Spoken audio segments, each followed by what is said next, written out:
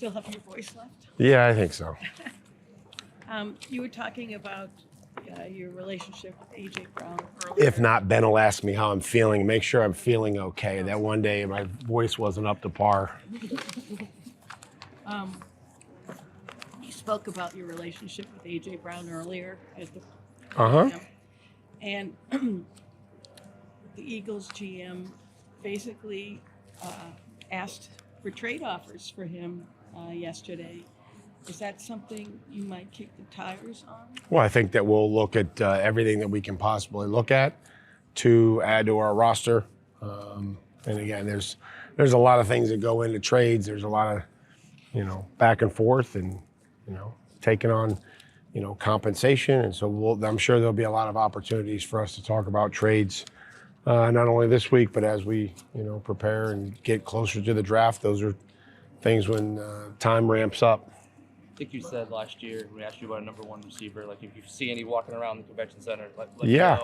How difficult is it every year to find those guys when not a lot of them get free agency? Well, yeah, I mean, they're not going to be there in free agency. I would, but you have to try to draft them. I think that's where a lot of them, are, and you develop them. Some of them develop, and guys that transition in that position from year one to year two can be pretty special. Just, it's a lot for these guys. And again, they go from the combine and the combine training to, maybe not running as many routes or understanding defense. And, once they get out there in the training camp, they realize this isn't combine training, and coverages change, and, things that look like man coverage now become zone coverage, and things that are zone coverage now become match coverage.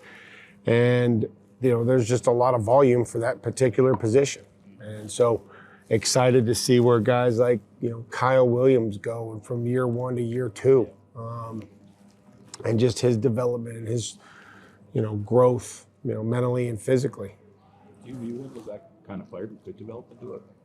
Well, I'm not going to, say that. I just know that I'm excited about seeing where he goes from year one to year two. Some fantastic plays, some ability to adjust down the field and on a deep ball. He's got really good release skills. You saw what the crossing route was against Tampa Bay, and his ability to, create an X play that was a maybe 10 or 12 yard pass. So, I'm not going to sit there and say these guys, it's going to be the number one receiver, edge rusher. We're just excited that he's with us and what he showed us, and his attitude was fantastic. And we'll have to help him get to reach his potential. Is it a priority to try to extend Christian this offseason? Well, it's a priority to extend and keep all our best players. And that's the obligation that we have to the team. That's what our coaches want. That's what our personnel people want. That's what Robert and Jonathan want. That's what our fans want. So we have to draft them and, figure out a way to develop the guys that we draft and then ultimately re-sign them. So, what the timing of that looks like, I don't know. I know that, that'll be all part of the equation moving forward. And really enjoyed, just our relationship and how you had to put some time into it. And again, there's a lot of trust that goes along with certain guys, and watched him continue to get better and improve as the season wore on. And said that I asked him if he wanted to be a captain, and is that something that he strives to be? And I want to help him try to get there, to use his ability and his instincts and his knowledge to help the team, help the guys next to him. Just looking broadly at the offensive line, how do you look at where you might be able to improve up front? Again, that is something that, whether that's the defensive line or the offensive line, I don't think you could have too many guys that can protect the most important piece of your team offensively. And, again, we got some really good efforts from the guys, and then we're going to need some better efforts. We need competition. I know that competition makes everybody better, and that's something that I know that we want to do, is to try to provide competition at all those spots, and know that, you look at a guy like Morgan Moses, what his expectations in a training camp are going to be. Like, I don't know, but I know that he's not going to be taking every single rep. That would be crazy. You know, the way that he was able to go out there and play for us and contribute, but also knowing where he is in his career. So, you know, that's a position that I would say not only us, but that the league needs to figure out how to develop. And you look at some of these numbers, you know, quarterbacks, whether they're mobile quarterbacks or not, quarterbacks are scrambling more this year than they ever have in the past. So I don't think they want to scramble on purpose. So we got to find guys that we can develop and what those rules are and how do we develop young offensive linemen to be able to play and protect our most valuable asset. Sorry, Nicole. Going off of that, after the draft last year, Elliott said that he viewed center as the best position for Jared Wilson. How will you approach finding the best spot for him? Well, he said that last year after the draft. Last year, Yeah, and again, so you see how that turned out, right? I mean, I don't want to make any guarantees. I hope nobody in our organization wants to make any guarantees. You know, we're going to try to play with the best five, and we're going to try to put our players in the best situation for them. And sometimes we also ask them to maybe do what's best for the football team in order to get the best five, or in order to get the best three receivers, or in order to get the best D-line combination. You know, so you know that's what we'll continue to do. Jared worked at both positions. We asked him to prepare as a starter each week as center, even though he didn't have to. You know, so I'm sure that he'll do the same thing, you know, when we start April 20th. With the understanding that there's obviously some uncertainty there with Christian's situation legally, how much, if at all, does that play into your decision about him moving forward? Christian Barmore? Yeah.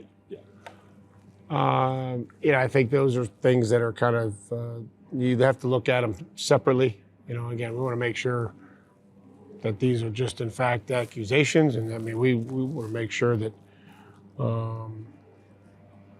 that we have the right people on this football team. And there's, you know, that's the first thing that we want to do. That I want to make sure that the people on this football team are the ones that we want on there that share the same beliefs and the same work ethic and the same values and help us build an identity again. And then we'll evaluate the player for the player. So whenever any of those things, you know, come to light, or there's a decision and we have no more information, you know, then we'll make a decision on that. We joked a little bit with Elliott yesterday about he needed to get to a safe space to watch the Super Bowl. Have you gone back and rewatched it from an instructional standpoint or just casual standpoint? Yeah, I mean, I watched the game on the flight home. You know what I mean? Like, there's no safe space. Like, we, you know, again, we didn't play good enough to win. I've tried to, you know, find a way to move. I got a job to do. I got a responsibility to this organization to make sure that that we're moving forward, that we're pushing forward, that we're finding ways to improve, that we're finding ways to develop the coaching staff, the players, take care of the guys that need to get some rehab and surgeries. And I can't spend a whole lot of time on something that I can't change, even though I wish I could. Mike, you mentioned in the press conference earlier, you're looking for new ideas from your coaches. I'm curious, just felt like in the postseason, you guys saw some defenses that are really good at disguise. Yeah, Well, that's what I was alluding to when I was talking about the receivers or some things like that. Is there anything that you guys could change that might make Drake's life easier when it comes to playing those kinds of defenses? Or would that be Well, too change? drastic of- No. It's about seeing it. You know what I mean? It's about everybody seeing it through the same set of eyes. I mean, if you want to say, yeah, we have route conversions, you know what I mean, which a lot of people do. We do. That's no surprise. But, you know, I mean, there's two people that have to see it the same, the quarterback and the receiver. And, you know, those are things we'll continue to work on. And I don't think that's a new idea or new concept. But they'll be those are the things that I guess I was talking about you want to enhance, right? How do we make that better? How do we make a core concept better? Formations, motions, whatever it may be, but it's still the same concept. Now, what is it within that we want to try to do that's maybe a little different? And again, we can't have 20 of them per personnel group, but maybe everybody has one idea and we pick a couple that kind of work in the pass game, in a run game, screen game. How do we move the pocket with the quarterback? All these different things that build up your first and second down offense. Would you ever ask Josh to adjust how he coaches the position? There was a big conversation sort of league-wide, pure progression versus reading coverage. If it's so hard to read coverage, is it possible to do the thing that Josh has taught for a long time? I just think that we've got answers where, maybe they roll and we don't want to throw into a roll corner. Like, again, these are all things that everybody has to see. I don't have to tell anybody to teach anything. Again, the beauty of coaching is that you believe in something and that you have answers and you give the players answers, but it's what the players, what you can get them to believe in. There's a lot of different ways to do it. Talked about there not being any gurus. Like you go out here, this guy is the best quarterbacks coach. This guy's this best pass rushing coach. Like, not for nothing, but there's no guru. These ideas are all getting traded and taken, and it's what you can get the players to believe in and trust. How much modern innovation would you say there's been in the league in recent years, if there's been any from your perspective? Modernization? Innovation, I'm sorry. Innovation. Well, every day. The technology that we have, the fact that you guys, as people that aren't associated with the team, can watch the same TV or the same coach's copy that we can. That's a start. The personnel that we use, the techniques. Technique is always evolving. Analytics. The numbers behind what we do is something that's new, is different. I guess we've always had numbers, but I think some of that is certainly taken to a different level. Did you have anything else specifically that you want to talk about so that I'm not just rambling? I was kind of curious because I feel like every year there's some kind of defensive system or offensive thing where people say, oh, we've never seen this before. And how often is that just from the 20s or something? Well, yeah. I think some of that is being able to modify what you do, and here's your core concepts, and how do you change it? How do you make it different but still be a hook curl? How do you still make this a half field but not start at a half field or send another player to the half field? Last year you said you wanted Drake to work on his leadership, being more vocal. Heading into year 3, is there something you'd like him to focus on? Just continue that development and, taking an active role in, instead of me or Josh making corrections. I think that's something that Drake wants to be able to do is, correct himself, but also the players that are out there with him. Something that I think is, and that goes throughout the team, is just trying to hold each other accountable. And that's always when you kind of know what you have as a good football team, or one that has potential, is that they're close enough and they're knowledgeable enough that they can hold each other accountable. Mike, we talked about needs with Elliott yesterday. When you look at the roster, do you see as something that's most missing that you'd like to address here? I'm the same way every year. We'll try to do what we can when we can to make each position competitive. Fill a roster, that has competition at each position. I go back to one year, got to training camp, and I called Jen and I said, hey, there's like 7 linebackers that started. She said, well, you better have a good camp. And that was a good message and a good reminder. And it always ended up working, but made everybody better. Got people in the right spots, guys had roles, but I think that's just a good reminder of what we have to try to do, is to try to provide competition at each and every spot, so that we don't have complacency and that we're building depth and getting these guys to truly believe like they're preparing as a starter. How did you get to know BJ Edmonds? What prompted you? Well, he did a fantastic job in the summer in a minority internship program. And I would say that I've always tried to be really intentional with the people that we bring in for that internship. Go back to Tennessee, Clint McMillan did a minority internship. And really, really quickly did we realize, like, hey, man, this is a guy that we would like to have with us for the season. Stretch came and he said, hey, these guys, I said, man, who is this, Vince Lombardi or somebody? Like, these guys, everybody's begging to have Clint McMillan. And I said, okay, we're going to Chicago and we have a preseason game. If you can get to Tallahassee, pack your up and get back here. By the time we get back, you can stay for the season. And so we got back and he was sitting in there waiting for us. And so he did the season with us as a QC coach. Then he ended up being an assistant D-line coach, and now we're able to hire him here. But I've put Clint in charge of kind of vetting through some of these applications because I'm like, listen, you know what it took, and you know the type of coach that we're looking at. Justin Hamilton did the minority internship with us. Now he's a position coach for us. So I've tried to be, Ashton Grant did this program in Cleveland. They try to be very intentional with that because it's a 4 or 5 week interview. And some of those coaches we weren't able to hire as quality control coaches once the internship ran out, but we still know the job that they did. And when there's an opportunity that presents itself, you know, we were able to, you know, hey, we really like this coach and bring them back and hopefully continue to develop them and provide opportunities. On the competition, a couple more guys. Is there anything you're trying to pound the table for this year? I'm just getting caught up right now, to be honest. So I know I hate to say to be honest, I'm always honest with you guys.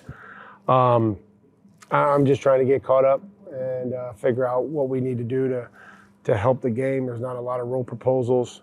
You know, I think there's some things we need to clean up and things that we can do. Certainly to help officiating and replay and all those things that we talked about, you know, at the podium. So, you know, nothing that I think is earth-shattering, but, you know, want to just try to help. And right now I'm just gathering information. I talked about Christian, possibility for an extension there, Christian Gonzalez. If Drake's going to be eligible for one next year. With those things maybe on the horizon for you guys, does that impact how you approach this offseason and what you might be able to spend? I mean, I don't think I can answer that question right now. I don't. Where I would imagine that we will try to do everything that we can to add to our roster, knowing that we have responsibilities to contracts in the future, but also we've given the opportunity to add good players. I hope that we would be able to do that. That's nothing that I've been informed of. If that's what you're looking at, that's nothing that I've been informed of at this point. So draft good players, develop them, and re-sign them, and then be able to add the right people at the right time through free agency. How much does age play a factor when it comes to your evaluation process and scouting, specifically older players that are potential top pick candidates? You mean, is this a quarterback that you're talking about? Now, there's some older edge rushers, like 25-year-olds that are going to be taken in the first couple of rounds. Yeah. I got drafted when I was 21, so I probably wasn't any good till I was 25, so that probably would have been good. I mean, I think you just have to look at the wear and tear on their body and what it looks like. You know, I mean, how many snaps, how many injuries. I haven't given it a whole lot of thought. You know, quarterbacks play longer, you know, older, but we'll have to look at each and every case, you know, as it is. Maybe they're a little bit more ready to come in and play right away, or maybe it's a younger player that takes a year to develop. You know, something to consider. It's just not one that I've done since the end of the season, looking at the guys that we've interviewed up to this point. Last one. On the free agents. I didn't see you back there, Mike. No, I'm short. Hiding behind Andrew. Chason and Tonga Yeah. and Lowe. Any thought at this point? Not yet. I mean, I think that, again, I'm very thankful of their contributions. Each of those players that you mentioned had a very unique contribution to our football team and to our success. There is no way around it. And with that comes an opportunity for them and their, you know, particular situation. Would love to have them all back, but we know that that's not always the case in the National Football League. So, you know, we'll see where those conversations go. And obviously I thank those players and all the free agents that, you know, helped us win 17 games and compete for a championship. Thanks, guys.